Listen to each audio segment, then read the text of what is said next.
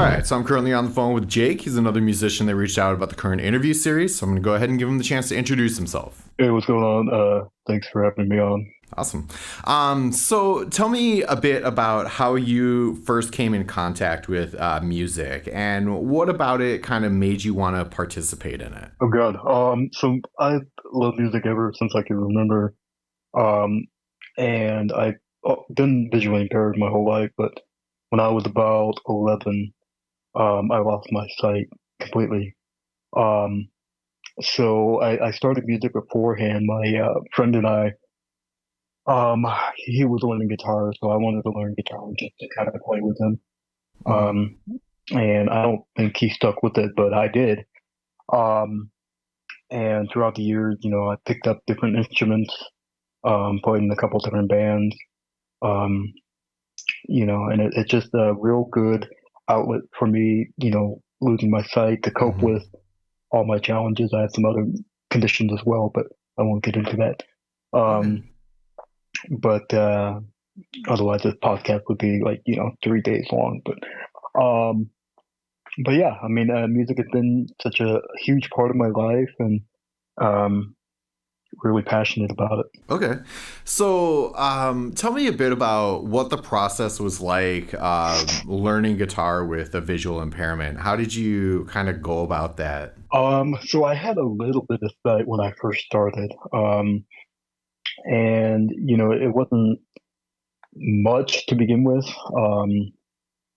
And I started out as a left-hand player, um, and that didn't work out. So I figured I'd switch to right hand, um, and just started taking lessons, just kind of as any person that would take lessons, just kind of try to follow along as best as I could. Um, and just kind of make my way through it. Um, and here I am 10, 12 years later. That's very impressive. I would imagine, learning, the strings and fretting, at any sort of impairment level is a lot more complicated when, obviously you can't just look down on it. Yeah, I mean, reading sheet music. I mean, I was taught on drums how to read a little bit of sheet music, but I never really was trained to read. So I do everything by ear, and by memory. Um, but yeah, I mean, it definitely becomes tough at times. Sure. So, how do you kind of go about kind of expanding your skill set, like with learning new theory or like new chord voicings or things like that? You did mention that most of it's by ear, but how do you kind of explore with the instrument? Yeah, I mean, I can play for hours, just playing random stuff. Um, but I mean, I do pretty well kind of with memory of knowing different chord voicings and different, you know, theory and all that.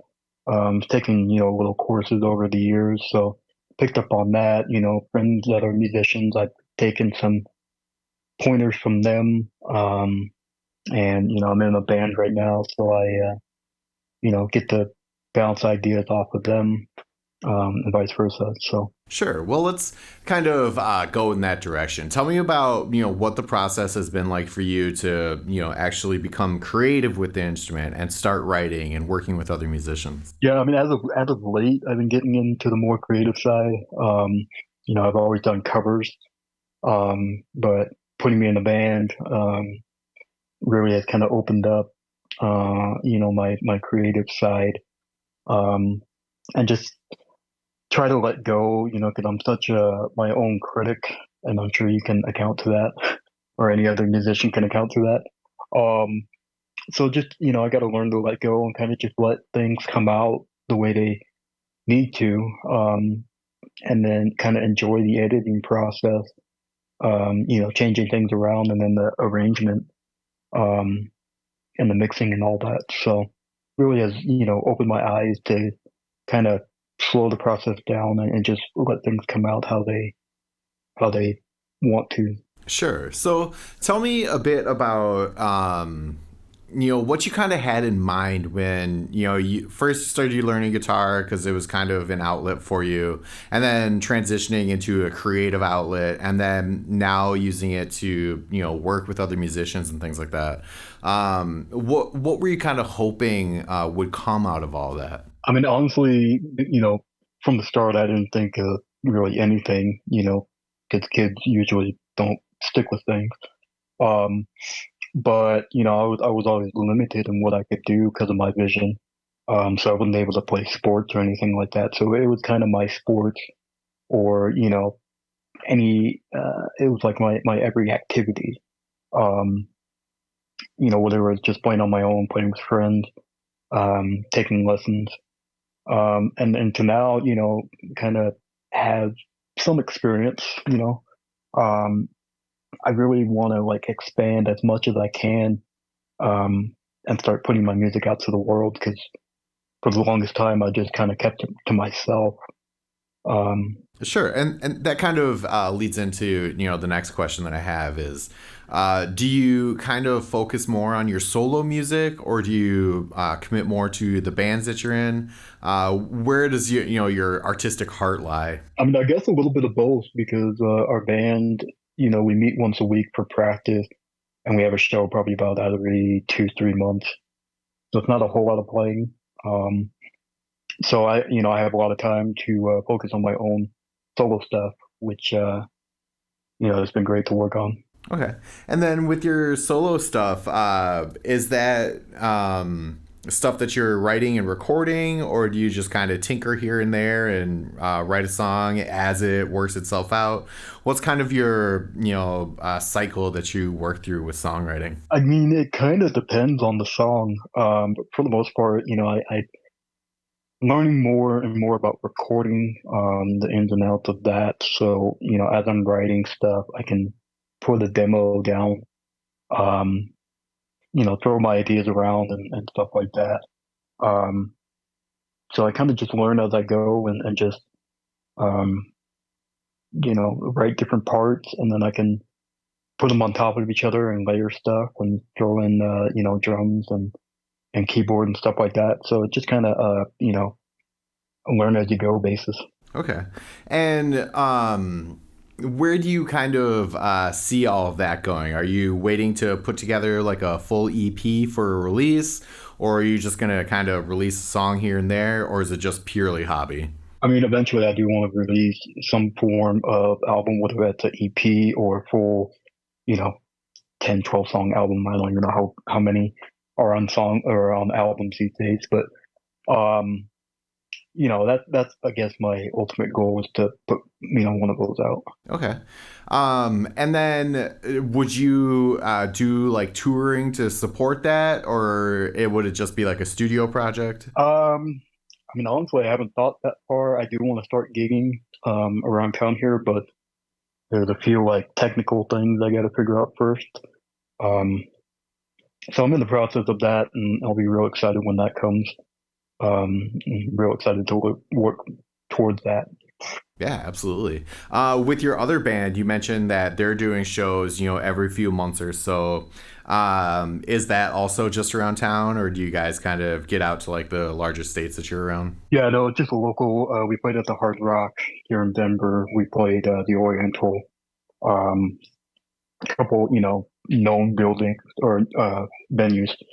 Um, so we're just kind of more getting the experience performing together, and how the crowd can affect your confidence and your overall show. Um, so we're all kind of just learning that and learning from each other, and writing songs and bouncing ideas off each other. It's a real kind of close knit group. Awesome. And then tell me a bit about um, your time in music. What are memories that stand out to you that keep you motivated, keep you want to continue to pursue it? I mean, there's so many to pick from.